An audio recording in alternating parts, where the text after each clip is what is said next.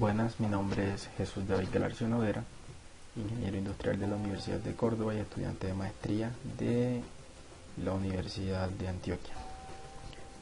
Hoy les hablaré sobre métodos de transformación, específicamente aquellos de combinación de características. En esta presentación tendremos una introducción, hablaremos un poco sobre proyección lineal, luego sobre análisis de componentes principales, sobre regresión de componentes principales, sobre mínimos cuadrados parciales, sobre kernel PCA.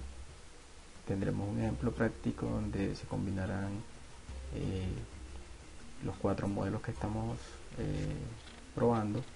Finalmente habrá una comparación gráfica de estos métodos, una comparación estadística y conclusiones.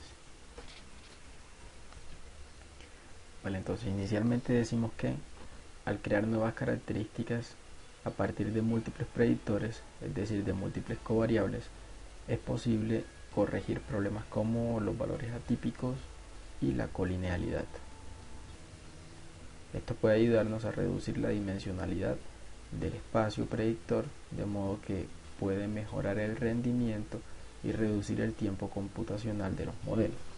Recordemos que entre más predictores tengamos, más trabajo tiene el computador y digamos que es un poco más complejo y es un mayor tiempo computacional para poder lograr ajustar adecuadamente nuestros modelos.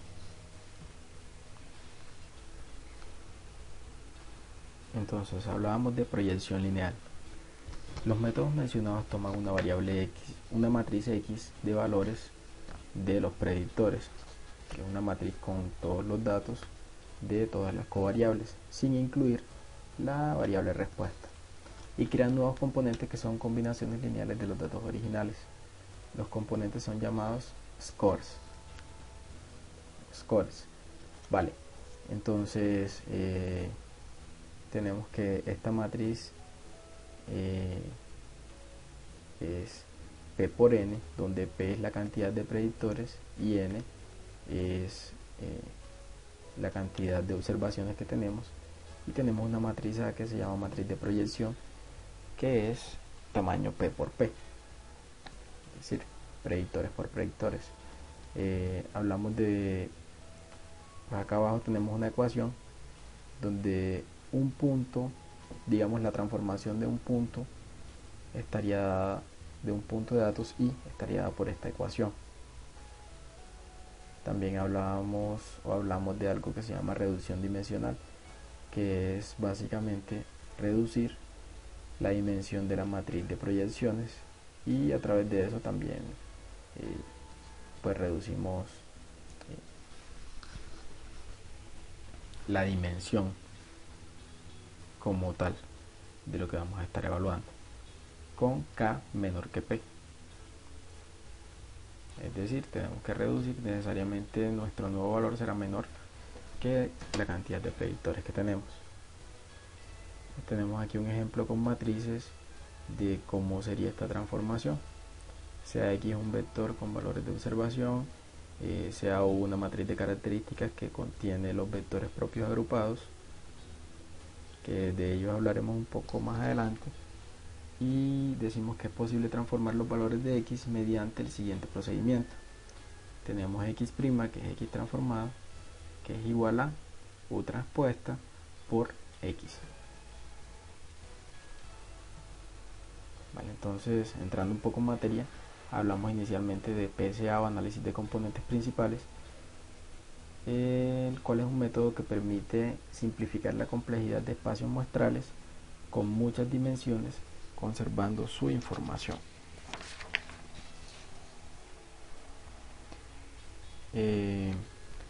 PCA pertenece a los métodos de aprendizaje no supervisado, por lo que no se tiene en cuenta la variable respuesta, ya que el objetivo no es predecir Y, sino extraer información empleando los predictores.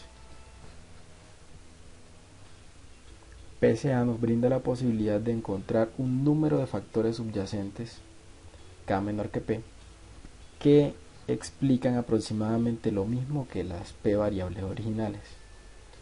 Donde antes se necesitaban P valores para caracterizar a cada individuo, ahora bastan K valores. cada una de estas k nuevas variables recibe el nombre de componente principal. Listo. Gráficamente podríamos interpretar los componentes principales de esta manera. Sean x1 y x2 las variables que explican un conjunto de observaciones, x' la matriz de componentes principales y x1 la primera componente principal. Entonces el vector que define a x1' sigue la proporción de las observaciones que varían más, línea roja de esta gráfica, y en la segunda gráfica observaríamos cómo sería la dirección de x2', que sería la segunda componente principal, y seguiría la segunda dirección hacia donde se encuentra la segunda mayor variabilidad de los datos.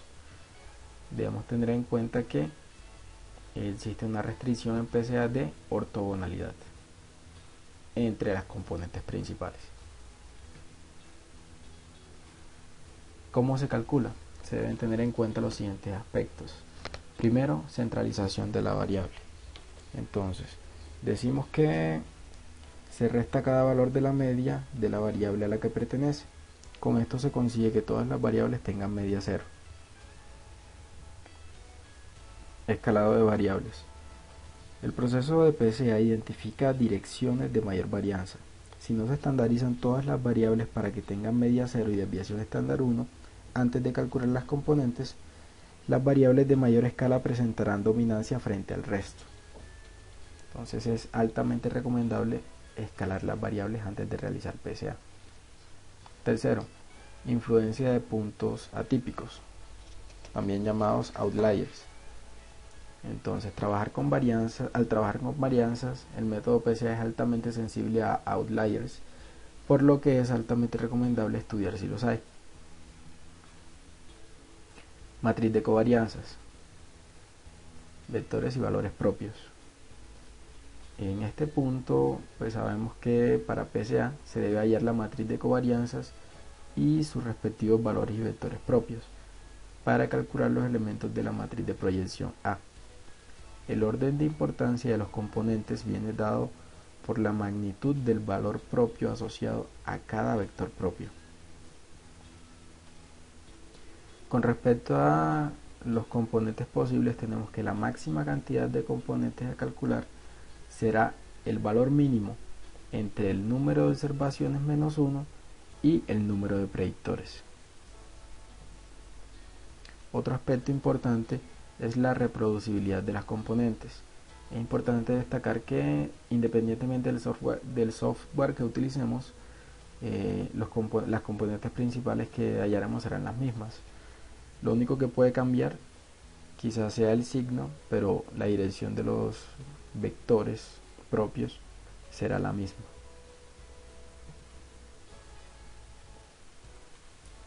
Proporción de varianza explicada. Esto es importante porque debemos conocer que es posible calcular la proporción de la varianza que explica cada componente, permitiéndonos escoger cuántos deseamos mantener al calcular la proporción de varianza acumulada y seleccionar el número de componentes mínimo a partir del cual el incremento deja de ser sustancial. Es decir, nosotros podemos decir quiero mantener las tres primeras componentes principales porque estas me explican el 99% de la varianza de los datos, por ejemplo.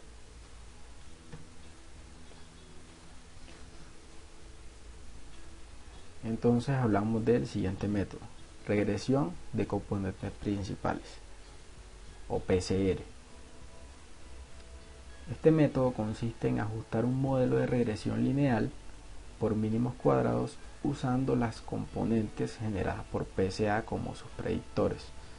Entonces decimos que es un método que utiliza PCA para ajustar un modelo de regresión lineal. El uso de las componentes principales como predictores puede mejorar el modelo de regresión, teniendo en cuenta la gran utilidad de PCA para eliminar información redundante. Esta es una técnica de aprendizaje no supervisado. no puede considerarse como un método de selección de variables, debido a que los componentes principales se calculan a partir de las variables que ya tenemos. Debe cumplir con los supuestos de una regresión lineal por mínimos cuadrados, los supuestos que ya conocemos, y el número óptimo de componentes principales a utilizar en PCR puede hallarse por cross validación o validación cruzada. Ya lo veremos en el ejemplo aplicado. En cuanto al tema de mínimos cuadrados parciales o PLS, decimos que es un método muy importante y que es de aprendizaje supervisado, es decir, que no solamente utiliza los predictores, sino que también utiliza la variable respuesta. En contraste con los métodos anteriores, usa la respuesta para guiar la reducción dimensional de los predictores para que los nuevos predictores sean óptimos con respecto a la respuesta. Su objetivo es encontrar funciones lineales, llamadas también variables latentes, de los predictores que tengan covarianza óptima con la respuesta. Esto significa que la respuesta guía la reducción dimensional tal que los scores tienen la mayor correlación posible con la variable respuesta en los datos de entrenamiento. También tenemos que los datos de cada nueva dimensión no deben estar correlacionados y se necesitan más componentes de PSA para alcanzar el mismo nivel de rendimiento de un modelo PLS. Dicho de otro modo, al ser un método de aprendizaje supervisado y por ende tener en cuenta la variable respuesta, tiene un mejor desempeño que PSA con menos componentes.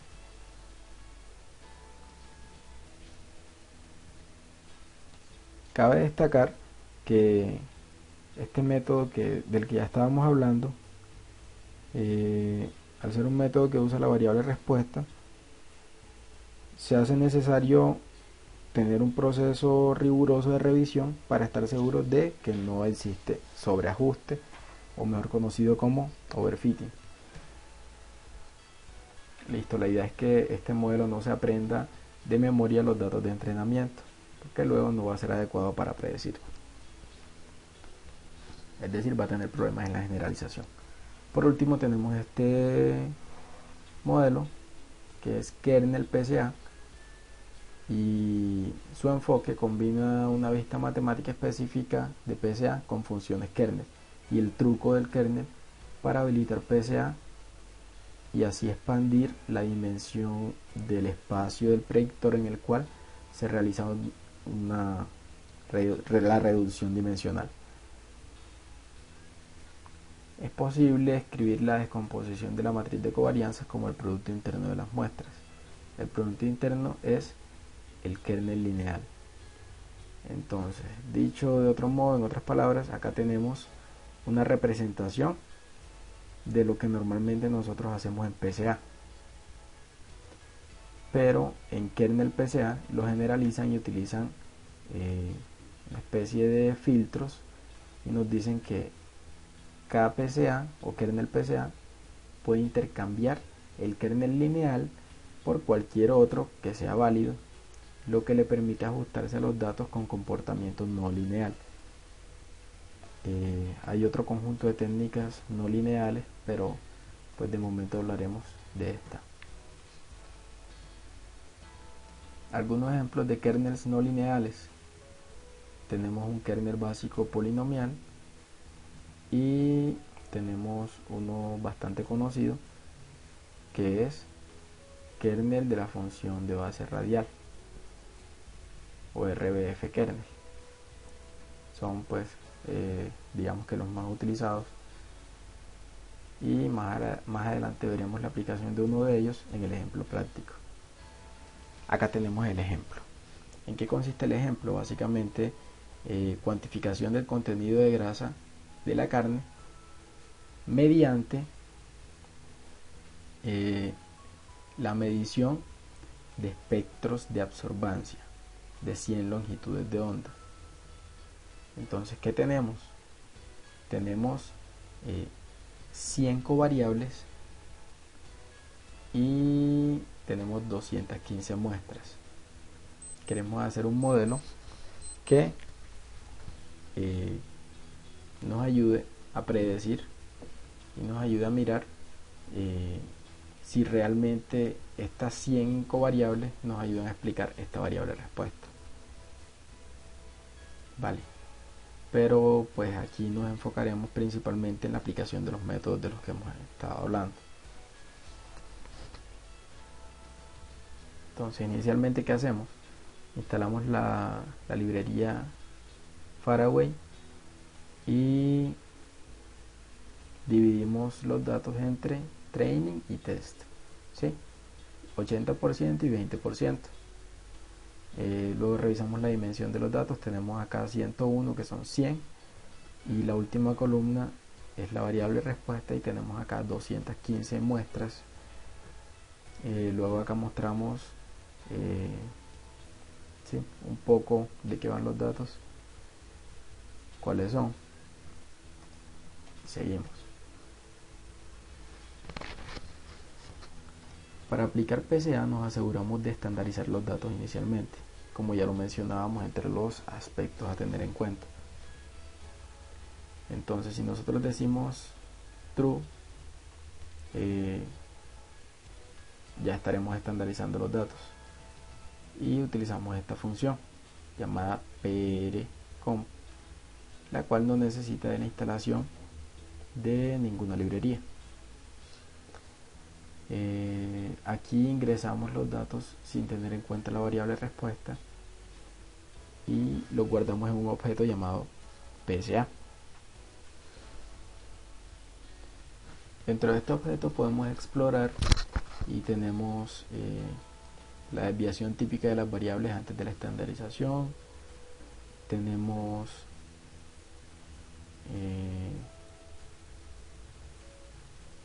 esta rotation, donde se guardan las componentes principales, y revisamos los coeficientes para cada valor propio. En este caso se calcularon 110 componentes principales. Entonces, ¿cuáles son, digamos que, los componentes más importantes y los menos importantes? Preliminarmente realizamos este gráfico con la función bplot. Si, digamos, tuviéramos menos covariables, este gráfico fuera un poco más claro, pero básicamente cada componente nos da una dirección diferente. En este caso, hacia donde se encuentra la mayor variabilidad, ya lo veremos. Para conocer la varianza explicada por cada componente principal, usamos la función ggplot2 y calculamos la proporción de varianza. Imprimiendo solo los primeros 4 valores de los 100, porque hay uno asociado a cada una de las covariables, nos encontramos con que solamente la primera componente principal explica el 98.50% de los datos aproximadamente. 98.5 aproximadamente. Gráficamente pues lo tenemos aquí. Estas 4 primeras componentes, solamente ellas explican el 98.626% de la variabilidad. Si nosotros queremos entrenar nuestro modelo, sería muchísimo mejor entrenarlo con las 4 primeras componentes principales que con 100 covariables. Luego, ¿qué hacemos? Listo, ya realizamos todo lo concerniente con PCA. Ahora vamos a PCR, que utiliza las componentes principales para ajustar un modelo de regresión. Pero ¿qué hacemos inicialmente en PCR?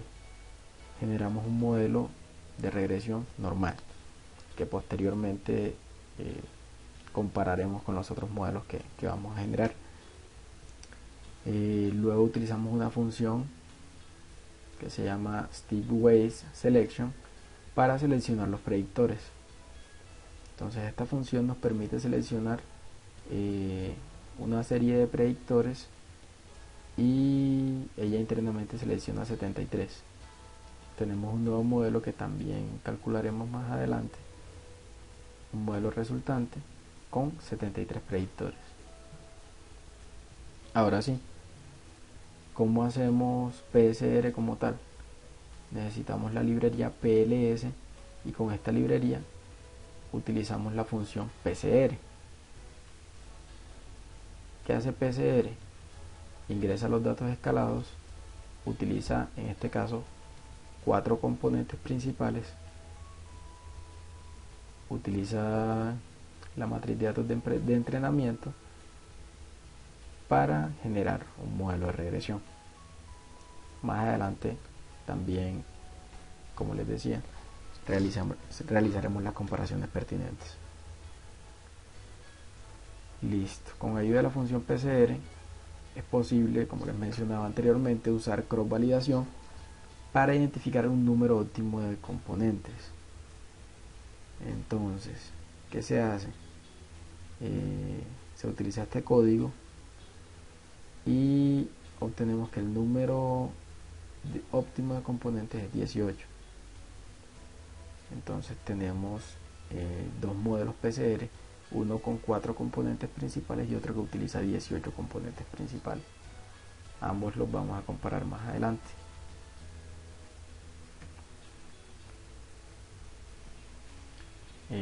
Pues tenemos en cuenta que anteriormente hablábamos de PCR y es claro que PCR es un modelo de aprendizaje no supervisado. Ahora hablaremos de PLS, que entre los modelos que estamos estudiando es el único de aprendizaje supervisado y pues como decíamos, utilizamos Y, que es la variable respuesta dentro de este modelo, para también realizar los ajustes pertinentes. Entonces, ¿qué necesitamos acá? Librería PLS, función PLSR, creamos nuestra función, creamos nuestro modelo PLS y a través de validación cruzada igualmente identificamos cuál sería nuestro número óptimo de componentes. En este caso nuestro número sería 15. Más adelante miraremos qué tan buena o qué tan mala es esta respuesta. Listo. Por último tenemos KPCA. Con este simplemente realizaremos un ejemplo sencillo donde necesitamos la librería kernel y guardamos nuestro modelo KPCA dentro de un objeto KPCA. Listo. Aquí aleatoriamente fijamos en 10 nuestro número de componentes principales, solo para efectos del ejercicio. Y donde dice kernel colocamos la función de base radial que mostrábamos en las diapositivas anteriores. Listo, entonces en los siguientes pasos que realizamos, se crea un modelo de regresión basado en kernel PCA y se ajustan los conjuntos de datos de train y test. ¿Sí? Inicialmente pues este es el procedimiento que se realiza y test también se ajusta para luego tener un modelo de regresión que esté ajustado a variable respuesta versus componentes principales. Esto lo hacemos de esta manera para poder realizar predicciones con este modelo y compararlos posteriormente con los otros modelos que ya desarrollamos. Llega el momento de las comparaciones. Entonces, para poder comparar todo, procedemos a realizar predicciones con cada uno de los modelos. Tenemos el modelo de regresión normal, el modelo Steve Way Selection, el modelo PCR con 4 componentes, PCR con 18 componentes que fueron las recomendadas, el modelo PLS con 15 componentes y por último el modelo KPCA con 10 componentes, que fueron las que seleccionamos aleatoriamente. Listo, ya tenemos 6 distintos modelos a comparar y ingresamos todo en un solo data frame. Finalmente nos encontramos con esta gráfica donde los azules son los datos reales y digamos que cada modelo tiene un color distinto y nuestro eje X es la cantidad de observaciones. Acá no estamos comparando con respecto a ninguno de los predictores, sino que tenemos variable de respuesta versus número de observaciones. ¿Qué podemos observar acá? Que estos valores que están en negro nos indican que el modelo que menos se ajusta es el de KPCA. Podríamos decir que los naranjados, que son el modelo PCR con 4 componentes, no están tan cercanos, pero tampoco se alejan demasiado de los valores reales. Digamos que esta gráfica nos da ciertos indicios de cuál puede ser el modelo que más se ajusta y cuál es el que menos se ajusta, pero pues preliminarmente podemos decir que el que menos se ajusta es el modelo KPCA con 10 componentes. Para realizar una comparación un poco más, digamos, válida o darle peso a nuestras conclusiones, lo que se realizó fue el cálculo de distintas métricas como son el MAE, MAPE, MSE y RMSE con ayuda de la librería MLmetrics, con lo que se obtuvo que este modelo, que es el modelo PLS, el cual es el único de aprendizaje supervisado, obtuvo el menor valor, es decir, el mejor valor en cada uno de los indicadores evaluados, mientras que, como sospechábamos a partir de la gráfica anterior, el modelo KPCA con 10 componentes obtuvo el peor valor. Listo, tenemos que el modelo de regresión estaba bien, pero también tenemos que con cada una de las modificaciones que se realizaron se obtuvieron muy buenas aproximaciones o muy buenos indicadores. Resaltamos el modelo de regresión con Stepwise Selection, el modelo PCR con 18 componentes, que solo es superado por el modelo PLS con 15 componentes principales.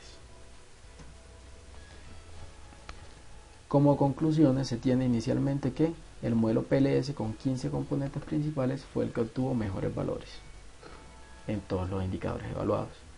Segundo, los modelos PCR, a pesar de ser basados en aprendizaje no supervisado, demostraron obtener muy buenos resultados. Ambos.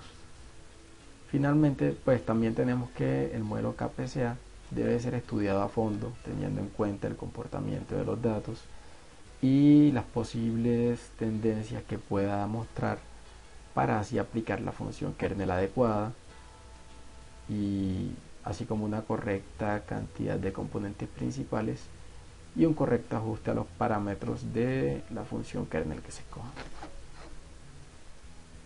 Por último, como conclusión final, tenemos que utilizar métodos para transformar los predictores y realizar reducción dimensional por combinación de características es válido y mejora el desempeño de los modelos de regresión. Listo, acá un poco de bibliografía y muchísimas gracias por su atención.